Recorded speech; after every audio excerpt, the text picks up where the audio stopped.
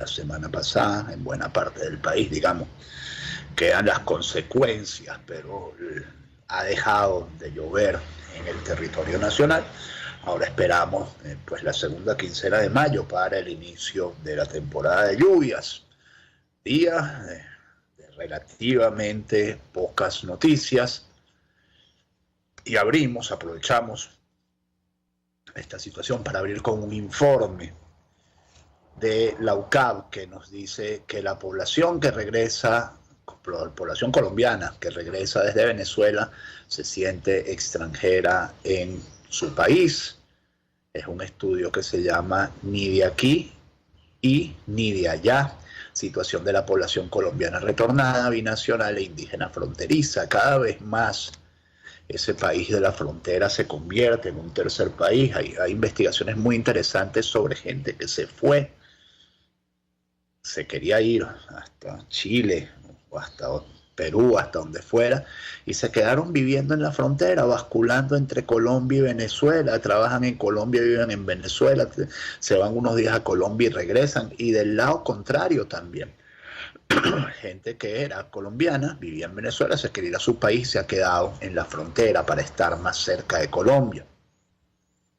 Esta es una investigación del Centro de Derechos Humanos de la Universidad Católica Andrés Bello, que publicó el informe Ni de aquí y ni de allá, situación de la población colombiana retornada, binacional e indígena transfronteriza, en la que se analiza desde una perspectiva de derechos humanos el retorno de personas colombianas, al igual que ciudadanos binacionales de segunda y tercera generación. Adicionalmente se considera la situación de reasentamiento de personas pertenecientes a pueblos indígenas transfronterizos del lado colombiano de su territorio. El estudio destaca que el retorno de personas colombianas procedentes de Venezuela no se corresponde con el flujo típico de quienes regresan a su país de origen de forma voluntaria y planificada, sino que se trata de un retorno forzado por circunstancias adversas, además de campañas estigmatizantes y acciones puntuales de parte del Ejecutivo venezolano, que contempló la expulsión masiva de colombianos en 2015. Yo creo que esto nunca hay que olvidarlo, lo que hizo el régimen de Maduro en 2015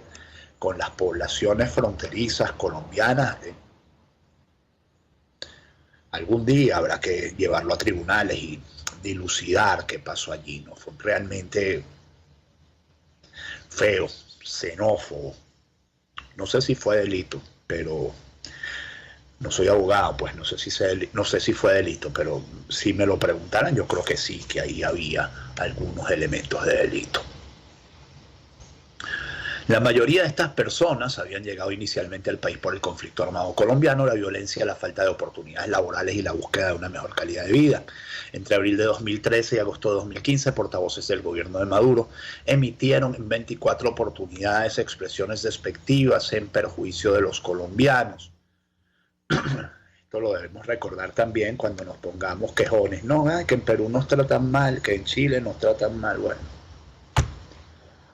nosotros también lo hicimos, y yo, por ejemplo, yo leo este informe y pienso en mis ancestros gallegos y en mi madre, que tantas veces con una sonrisa tuvo que calarse que alguien le dijera porque yo soy venezolano y le nariceara su venezolanidad. Y pienso también en mis ancestros gallegos y en tantos gallegos que se vinieron y que después de unos años aquí se fueron a Galicia y no se encontraban y decían, no, yo acabo de vivirlo. La mamá de un amigo mío con 90 años le dijo a su hijo, vámonos a Venezuela, este no es nuestro país, y se devolvieron. La señora se quería venir a su casa, a la avenida Fuerzas Armadas. Unas historias hermosas de también, porque yo no voy tampoco a flagelar a Venezuela. Venezuela ha sido un país de acogida maravilloso y mi familia es, digamos, una prueba de ello. Muchas personas retornadas, nacionales de segunda y tercera generación y personas indígenas transfronterizas se han visto forzadas a renunciar a su nacionalidad colombiana y optar por un mecanismo de regularización migratoria diseñado para extranjeros a fin de no mantenerse en condición irregular en su propio país. Por otra parte, personas originarias del pueblo Bayú ubicadas del lado venezolano han tenido que desplazarse hasta el lado colombiano en busca de oportunidades que garanticen su subsistencia, siendo vistos como usurpadores o arrimados, lo que les dificulta la convivencia o la manutención diaria. A lo anterior se le suman las barreras que encuentran en lo que tiene que ver con documentos de identidad. Muchos manifestaron que prefirieron optar por el estatuto temporal de protección ante los obstáculos que se les presentan, incluso siendo sujetos de especial protección. El Plan Regional de Respuesta a Refugiados e Inmigrantes de la plataforma R4B proyecta que para 2022 habrá unos 980.000 retornados, de los cuales al menos 645.000 tendrán necesidades por satisfacer. Han causado revuelo 6:29 minutos, sí, las declaraciones de Baltasar Porras, señalado que Estados Unidos no debe levantar sanciones sin contrapartidas del régimen. El cardenal Baltasar Porras consideró que las sanciones en contra del régimen de Nicolás Maduro solo deben ser aliviadas si hay concesiones para la reinstitucionalización del país. En entrevista con la agencia EFE, Porras advirtió que Maduro no ha dado señal alguna de que esté dispuesto a hacer concesiones en esas cuestiones que atañen a la dignidad humana. Digamos, a mucho decir que lo único que se busca es el levantamiento de las sanciones, pero no pasa nada con todo lo que tiene que ver con las libertades y todo lo que tiene que ver con la independencia de los poderes, principalmente el poder judicial y el poder electoral, señaló. De acuerdo con el cardenal Porras, el régimen de Maduro se siente actualmente tranquilo y seguro. No puedo hacerme solidario con esta frase, porque la pandemia le ha permitido tener a la población controlada y aislada y evitar las protestas, pero eso no significa que los venezolanos estén conformes, sino que hay represión y militarismo. A pesar de algunas mejorías en la situación macroeconómica, Porras denunció una situación de pobreza creciente que explica, entre otras cosas, el creciente número de gente que sigue saliendo del país. Indudablemente que se han hecho una serie de inversiones, pero no tienen el verdadero sentido social de que esa riqueza llegue a muchos, sino que llega pues a muy pocos. Asegura convencido de que dentro de este esquema económico, político, difícilmente puede haber una mayor igualdad y participación de toda la población. A esa brecha cada vez más grande entre un 90% de la población que no llega a cubrir sus necesidades básicas y los que sí poseen recursos, se suma, dice Porras, la falta de avances en el campo de los derechos humanos, de los presos políticos, de evitar la represión y la tortura, o de abrir cauces para un poder judicial más equitativo o un poder electoral más equitativo. El cardenal recalcó que la pobreza y la desigualdad son anteriores a las sanciones y que la contrapartida para un posible levantamiento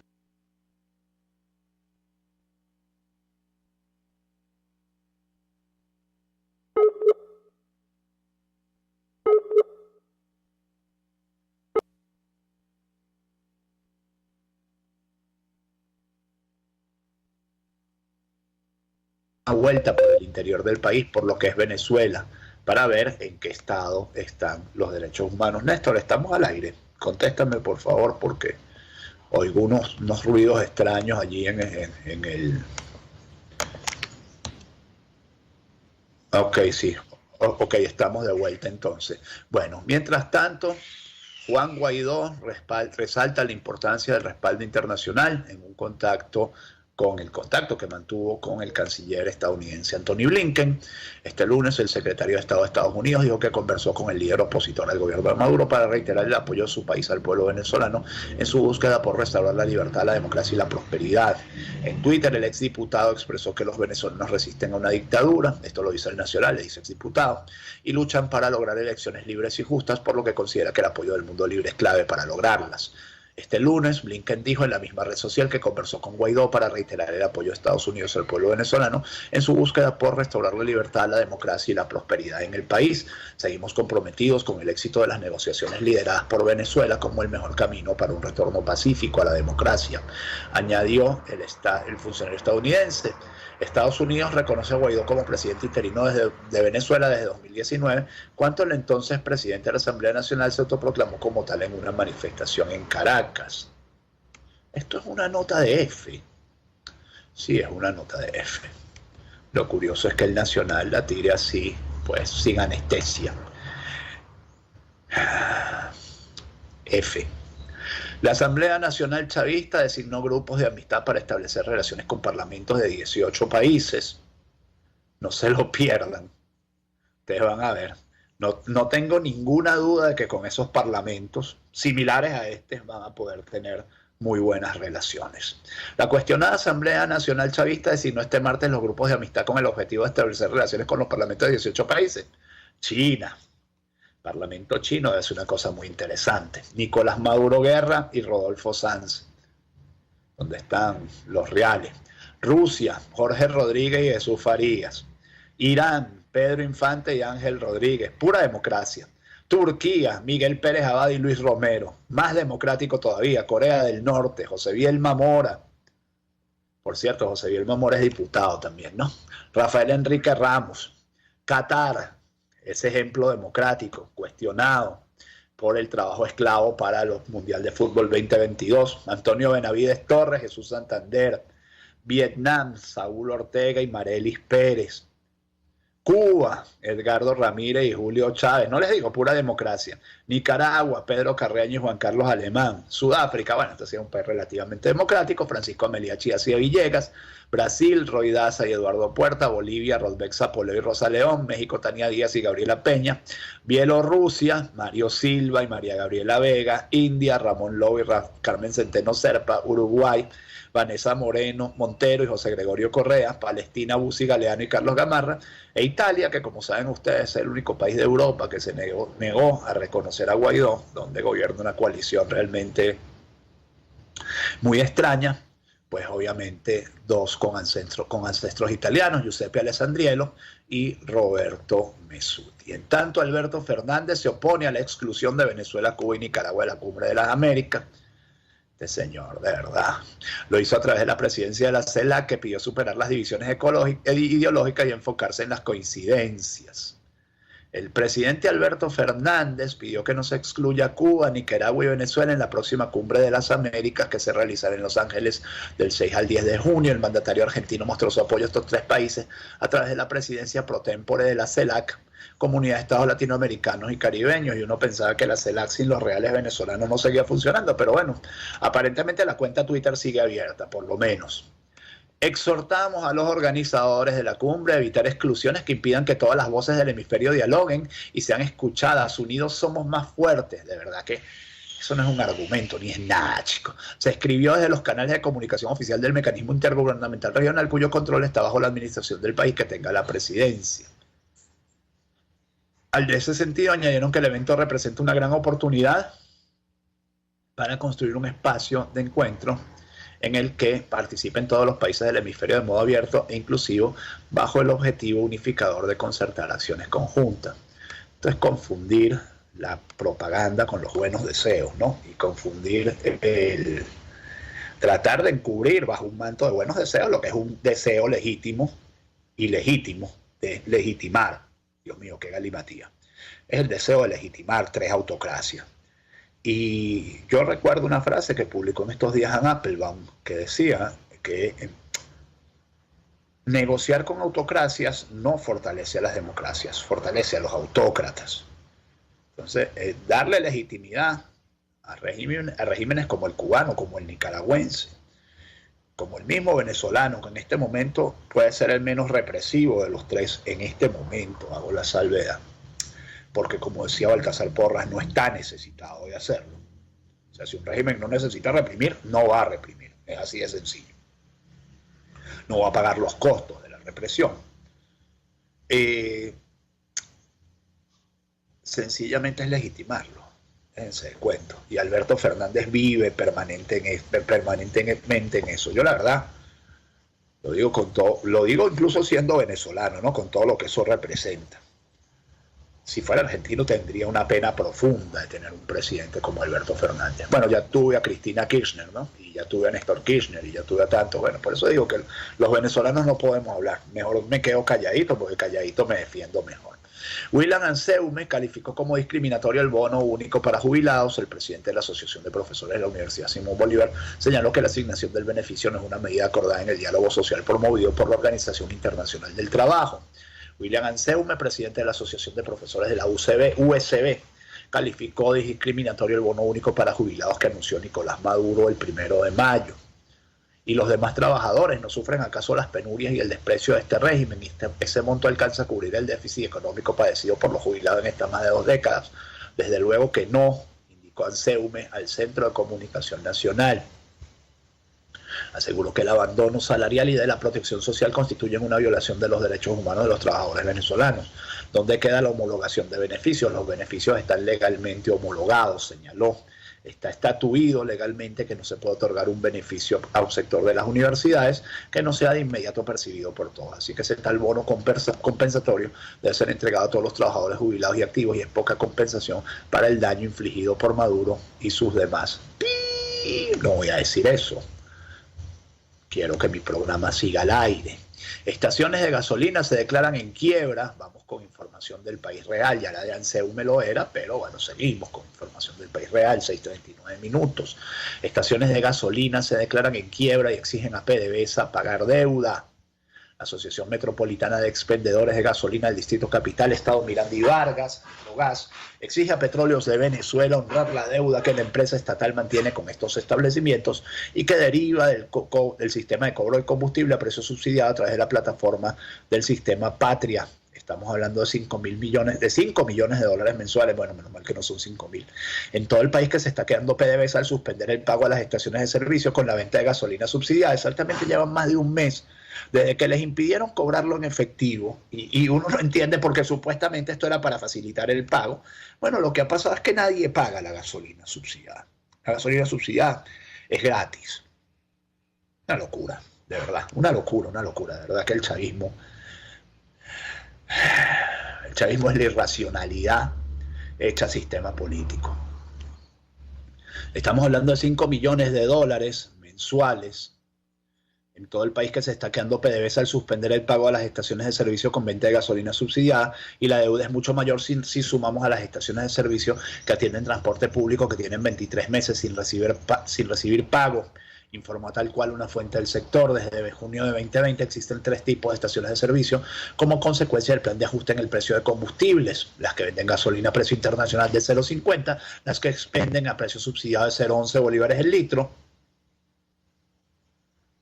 y las bombas que tienden al público en el cual está exonerado 100% del pago del combustible, gasolina y diésel. PDVSA debe ejecutar la conciliación del pago a los gasolineros que suministran el combustible a los transportistas, sin embargo no reciben ingreso alguno por esta venta. En una comunicación enviada al director gerente de Mercado Nacional de PDVSA, Coronel Marino Lugo Aguilar, señalan que los recursos que les adeudan a las estaciones de servicio representan el único ingreso importante para el pago de gastos comunes y corrientes, entre ellos el salario del personal que labora en estos negocios. Esta deuda acumulada en litros, los cuales promedian montos significativos, al recibirlos en litros no podemos usarlos para el pago de los gastos o costos para poder cumplir con la operación diaria en las mejores condiciones de calidad, óptimo servicio y sobre todo la seguridad, la cual se podría ver afectada al no tener los recursos necesarios por el cumplimiento en los pagos de nuestros servicios. El incumplimiento, afirmó Metrogas en la misiva firmada por su presidenta Ana María Urdaneta. En Venezuela, bajo el promedio de quirófanos operativos en hospitales en lo que va de 2022, Venezuela se está arreglando. La encuesta nacional de hospitales monitoreó la operatividad de los quirófanos en los principales hospitales del territorio nacional en los primeros meses de 2022, encontrando que en promedio estos solo cuentan con 2 quirófanos operativos por centro. En el mismo monitoreo, pero en 2019 se registró que había un promedio de 4 quirófanos operativos por hospital, cifra que se redujo a la mitad en los primeros meses de 2022, lo que se suma al desabastecimiento de insumos de quirófano que a principios de este año se ubicaban en 70%, reseña el informe presentado con los resultados de la encuesta. Señala que la poca cantidad de quirófanos disponibles implica que no se tiene capacidad para intervenir quirúrgicamente a todos los pacientes que lo requieren, generando que en la mayoría de los hospitales solo entren a quirófano las emergencias y el resto de los pacientes pasan a lista de espera. Esta lista de espera implica meses para lograr un turno en el quirófano, lo cual pone en riesgo la vida de muchos pacientes, como en el caso de los oncológicos, para quienes su diagnóstico y el resto del tratamiento depende de la intervención quirúrgica inicial. También los resultados del monitoreo de la ANH arrojan que mientras en 2019 un promedio de 38 camas operativas, en 2020-21 esta cifra se redujo a 35 y en 2022 subió de nuevo a 38 camas disponibles. 6:43 minutos. Fundarredes exigió conocer el estado de salud de Javier Tarazona tras cumplir 10 meses preso. Información de Monitoreamos, la ONG Fundaredes exigió al régimen de Nicolás Maduro información sobre la salud de su director, Javier Tarazona, quien cumplió 10 meses preso tras haber sido detenido en julio de 2021, cuando fue acusado de terrorismo, incitación al odio y traición a la patria. La organización, que también pidió la liberación del activista, aseguró en su cuenta de Twitter que el estado de salud de Tarazona se ha deteriorado por la vulneración de sus derechos básicos. Un defensor de derechos humanos no debe estar privado de su libertad, ya son 10 meses de querer callar a quien por más de 20 años ha documentado, denunciado y difundido las violaciones de derechos humanos sistemáticas en el país. La organización ha denunciado en reiteradas oportunidades que Tarazona permanece detenido desde el 2 de julio del 2021 en la sede del Servicio Bolivariano de Inteligencia SEBIN del Helicoide en Caracas, cuando junto a su hermano Rafael y el abogado Omar de Dios García fueron apresados y desaparecidos en el estado Falcón sin mediar argumentos, instrumentos procesales ni orden judicial. García y Rafael Tarazona fueron excarcelados posteriormente bajo régimen de presentación. El Instituto Prensa y Sociedad documentó limitaciones contra 70 trabajadores de la prensa y 24 medios en el primer cuatrimestre de 2022. Durante el primer cuatrimestre de 2022 en Venezuela, la situación de agobio contra la prensa en el país se ha mantenido, así lo reflejó el Instituto Prensa y Sociedad al publicar su balance 4 meses de obstáculos contra la información, cuando se conmemoró ayer el Día Mundial de la Libertad de Prensa. El informe detalla que al menos 77 vulneraciones a las garantías informativas que limitaron la labor periodística de 70 trabajadores de la prensa y 24 medios de comunicación se documentaron en el territorio nacional entre enero a abril de este año. Según registros de esta organización, se contabilizaron 21 limitaciones en la categoría de discurso estigmatizante, 20 en la categoría de ataques y agresiones, 16 hechos de censura, que fueron las 3 categorías con el mayor número de incidencias registradas en este periodo. Además, los reporteros destacaron como los profesionales más perjudicados, entre los que también estuvieron reporteros gráficos, editores y locutores. Por cierto, ayer estuvieron 2 colegas brevemente detenidos por consultar a la gente con un teléfono como cámara en una cola del Saime. Afortunadamente el Sindicato Nacional de Trabajadores de la Prensa pues se movió y lo sacó rápidamente. La noticia no trascendió. Los zulianos dicen que siguen los racionamientos eléctricos aun cuando el ministro Reverol prometió su culminación. El ministro de Energía Eléctrica. Este lunes 2 de mayo, habitantes de municipios de la costa oriental del lago, entre ellos Cabimas y Lagunillas, reportaron cortes de electricidad de 4 horas 2 veces al día. En otras zonas rurales quedaron hasta 12 horas oscuras. Los racionamientos eléctricos en Zulia habían disminuido hasta mediados de febrero, mes en el que se hicieron más constantes y duraderos. Una de las razones es la baja generación de electricidad en el complejo termoeléctrico General Rafael Urdaneta, Termozulia, que mantiene desde el 23 de febrero una turbina parada según fuentes de Corpoelec. Durante el mes de marzo, al menos 200 habitantes del municipio de San Francisco protestaron para denunciar cortes de luz de entre 2 y 7 horas a diario, mientras que en el casco central de Cabimas quemaron cauchos para pedir respuesta de Corpoelec por el racionamiento. ¿Qué ha dicho Reverol?, se pregunta el Pitazo. Los trabajos de mantenimiento en Termozulia están adelantados. Para abril ya se debe estar produciendo 300 megavatios adicionales. No vamos a decir de dónde trajimos los repuestos ni cómo los trajimos, pero ahí están, precisó Reverol. En ese momento Reverol precisó que Termozulia generaba 300 megavatios y que para abril deberían incorporar otros 300 con la entrada de funcionamiento de las unidades unidas de la termoeléctrica, cuyos trabajos tenían un avance del 60%. Bueno, eso dijo, ¿no? Estamos a comienzos de mayo y no ha terminado aparentemente las reparaciones en Termozulia. Conductores reportan gasolineras cerradas y escasez de combustible en Monagas. Parecemos empezar a volver a etapas que creíamos felizmente superadas. En al menos 7 municipios del estado de Monagas reportan fallas en la distribución de gasolina. En Maturín algunas bombas no abrieron este 3 de mayo, mientras que en Ezequiel Zamora tienen 9 días sin gasolina. Y lo que ven atrás, el edificio ese que ven atrás no es Mariupol, es Venezuela. Venezuela, uno ve la foto de Venezuela, eso parece Mariupol, parece Kharkiv, parecen las ciudades de Ucrania, después de que pasaron los rusos. Bueno, aquí pasaron 20 años de chavismo. La burbuja se rompió en Maturín, dice el Pitazo. En la capital del estado Monagas y en al menos 6 municipios más, los conductores reportaron el cierre de las estaciones de servicio, así como fallas en la distribución de combustible este martes 3 de mayo. Piensen ustedes que Monagas es uno de los principales estados petroleros de Venezuela, ¿no? Socialismo puro. Es un estado petrolero en el que no hay gasolina. Bueno, no hay agua en Puerto Ordaz. Para mí esa siempre es esa para mí es la mejor explicación de lo que es el socialismo. Puerto Ordaz sin agua, entre los dos ríos más caudalosos de este país. No. Primero, las fallas se observaron en las gasolinas premium y luego en las subsidiadas que se coparon de vehículos porque las primeras no abrieron a primera hora del día. Las colas se observaron en las bombas que están ubicadas al norte, sur y oeste de Maturín. El taxista Luis Gil dijo a El Pitazo que solo una estación de servicio premium abrió en la zona norte y cerró antes de las 5 p.m. porque el combustible se acabó. Nadie nos ha explicado qué ocurre, expresó vía telefónica. De nuevo el problema de la gasolina en Maturín, largas y largas colas y las estaciones cerradas desde bien temprano y algunas ni siquiera abren durante el día, escribía en Twitter la usuaria Ana Ramos. Monagas tenía 3 meses sin escasez de gasolina. También del Pitazo, 66 personas están contagiadas de leishmaniasis al oeste de Anzoátegui. Terrible. Los habitantes de Sabana de Uchire afirman que el último brote grande de leishmaniasis ocurrió en el año 89. Denuncian que la falta de fumigación es una de las causas. Entre los infectados hay niños y adultos mayores.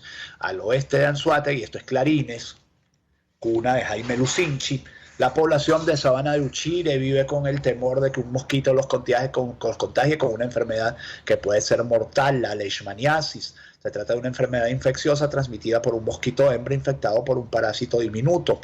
La Organización Mundial de la Salud identifica la leishmaniasis cutánea como una de las 3 formas de infección.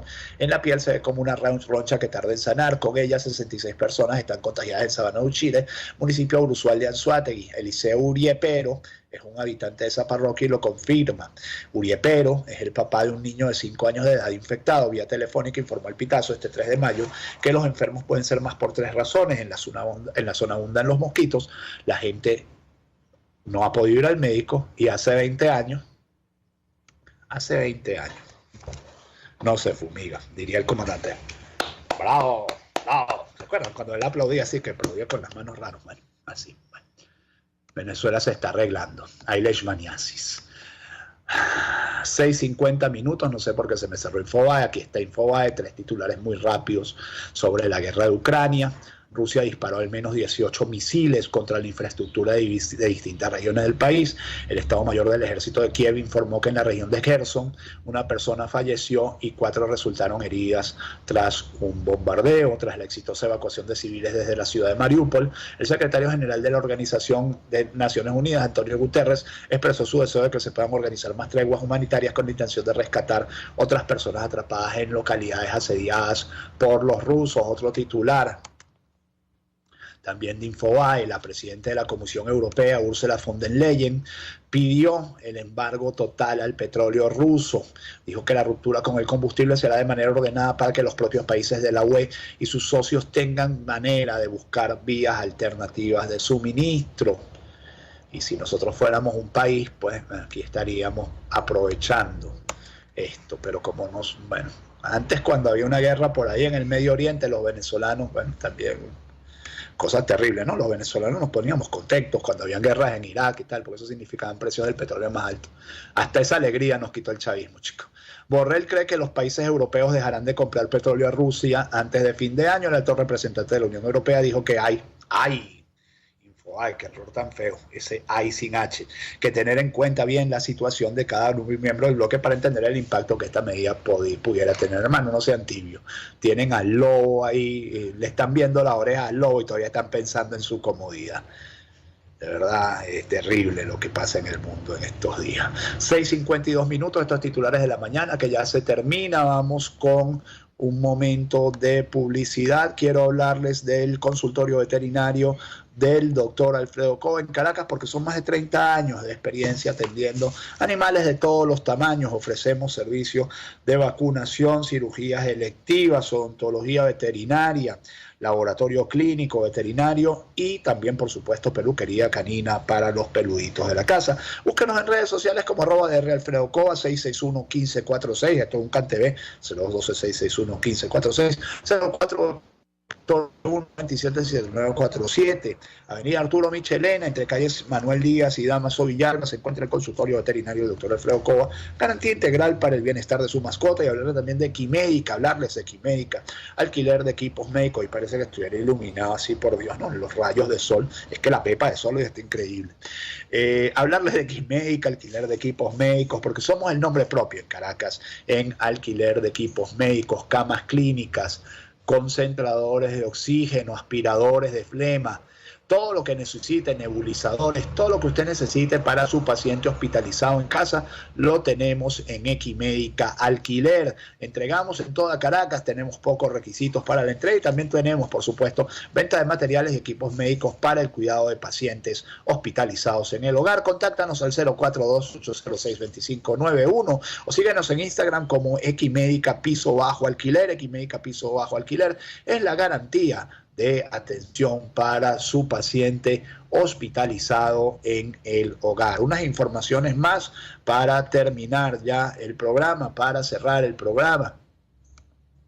La primera de ellas tiene que ver con el Estado Lara, donde solicitan que se respete el debido proceso de los 3 cirujanos detenidos por supuesta mala praxis.